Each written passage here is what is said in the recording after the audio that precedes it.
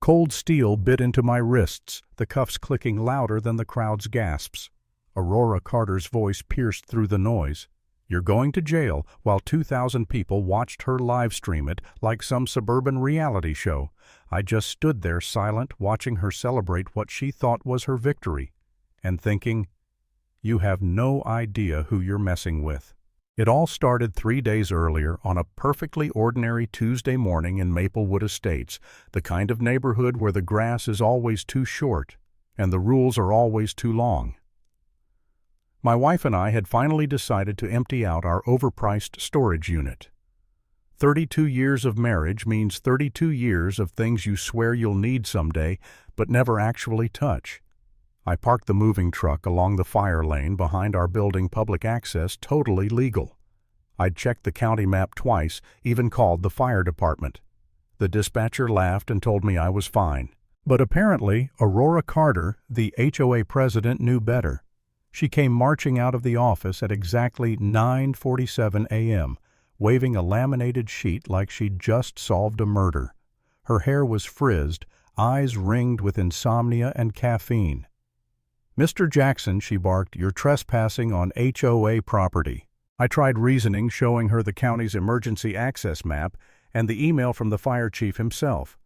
"Public lane, ma'am, not private." She smiled, wider eyes colder.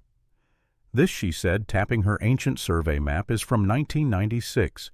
Original HOA property lines. County maps are wrong." Then, without another word, she dialed 911. I remember thinking, this can't be real. A woman calling the cops because a moving truck was 10 feet too close to her sense of control.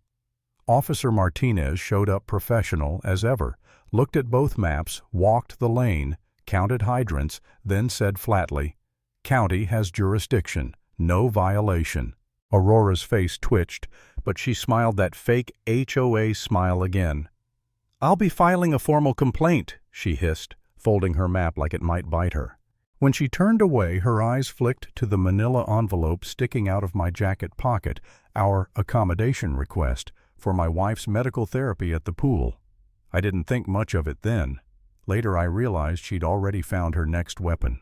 That night over dinner I told my wife about the encounter. She just shook her head. "Some people have too much time and not enough real problems," she said. Maybe she was right. But Aurora had real problems. She just preferred giving them to other people. The next morning, our normal 5:30 a.m. pool session turned into something else entirely. My wife's arthritis therapy depended on early morning swims when the water was warmest and the chemicals mild. But when we got there, a brand new metal sign gleamed in the dawn light. "Pool hours, 7 a.m., 10 p.m., no exceptions." So, the guard looked apologetic. "Sorry, Mr. Jackson. New policy. Came in last night." He showed me a text sent from Aurora at 11:43 p.m. ordering him not to let us in under any circumstances. My wife stared at the sign, shoulders slumped. "Henry, what does this mean?" It meant Aurora had just made her move. I started to argue, but Martinez's same cop pulled up again, sipping his coffee like he already regretted it. After hearing both sides, he shook his head. "Under federal housing law, they can't change policy mid-review. That's retaliation. Do your therapy." The guard looked relieved. My wife, trembling, slipped into the water, whispering a quiet thank you. And I stood there realizing this wasn't about a pool anymore. This was a war. By Thursday, Aurora had escalated. My wife's new pain therapy device, a TENS unit, arrived at the package room. Pickup deadline 5 p.m. sharp. But when I went to collect it, the main entrance was blocked with yellow tape and a hand-scrawled sign. "Water leak. Maintenance in progress. Use side entrance only." There was no leak, no crew, just Aurora's car parked nearby, and a newly angled security camera pointed straight at the side entrance, which conveniently was plastered with "No Trespassing" signs. It was perfect. If I went through, I'd be breaking HOA rules. If I didn't, my wife would spend the weekend in pain. My phone buzzed. Pain getting worse. Really need that device. I walked the perimeter twice looking for another way in. Nothing. Aurora had engineered the trap beautifully, legal, technical, cruel. I hesitated, staring at the camera, feeling my heart hammering. For a split second I actually thought, Maybe she's right. Maybe I'm the one making trouble. Then I pictured my wife at home clutching her knees, whispering through tears that she'd be fine until Monday. I swiped my access fob. The lock beeped 3 times before clicking open. 90 seconds later, I had the package. 90 seconds that gave Aurora exactly what she wanted: security footage of me trespassing. That night she called. "Mr. Jackson," she purred, "we need to discuss your repeated violations. I have evidence." Then she hung up. The next evening I found out what she meant. News vans, police cruisers, neighbors crowding the sidewalks with their phones up.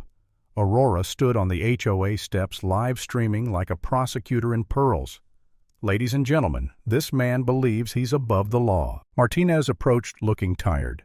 "Mr. Jackson, you are under arrest for criminal trespass." The cuffs closed around my wrists, cameras flashing. And that's when I turned to Aurora's lens and said calmly, "I am Judge Henry Jackson. Call the duty judge. Now." The chat on her live stream exploded. "Wait, he's a what?" Martinez froze mid-step. Recognition spread across his face. 2 minutes later, his radio crackled with a voice that changed everything. "Temporary restraining order granted. Release the detainee. Full HOA review ordered immediately." The cuffs came off. The crowd went silent. Aurora's smile shattered. I looked straight into her camera and said I brought a paper trail. Turns out it brought company. By sunrise, the HOA office was crawling with county officials. The court had appointed a receiver, Carol Williams, to take over operations. Aurora was waiting outside with her lawyer shouting about corruption and overreach. Carol just flashed the court order. "Ma'am, you're under investigation for retaliation and mismanagement. Hand over the keys." That's when everything came spilling out. Kevin, the community IT guy, discovered email threads labeled retaliation strategy and document trespass footage.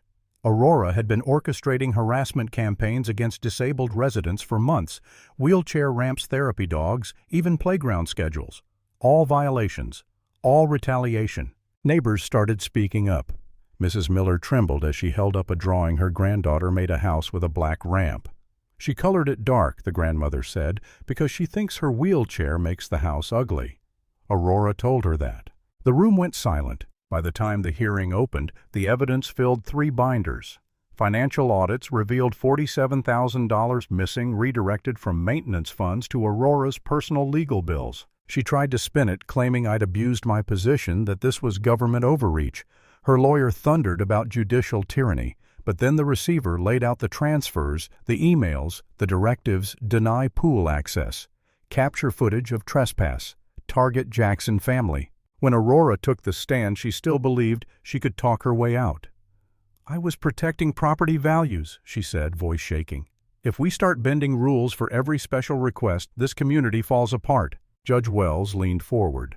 "Federal law requires reasonable accommodation, Ms. Carter. Did you ever receive training on that?" "No," Aurora said, almost proud. "I didn't need it. Common sense is enough." That was the moment everything broke. You could feel it, her confidence cracking under its own arrogance. The court ruled in less than 15 minutes. "This association," Judge Wells declared, "has engaged in systematic discrimination, harassment, and financial misconduct. The Maplewood Estates HOA is hereby dissolved. All assets transferred to a resident-managed body. Ms. Carter's actions are referred for criminal prosecution." The gavel fell, and for the first time in days, there was silence. Aurora just sat there, pale and motionless, while the neighbors she'd terrorized exhaled like they'd been holding their breath for months. Martinez escorted her out quietly, not in cuffs, not yet, but close. Cameras followed, and I just stood near the back feeling, not triumphant, not even relieved, just tired. Outside the courthouse, the wind picked up, carrying scraps of old HOA flyers down the steps, rules, fines, and regulations fluttering like ghosts of control that no longer mattered. Aurora looked at me once as they led her past, eyes hollow, voice barely a whisper. This isn't over. Maybe she believed that. Maybe she still does. But for me, it ended the moment the gavel hit wood, because power isn't about who makes the rules, it's about who answers when they're broken.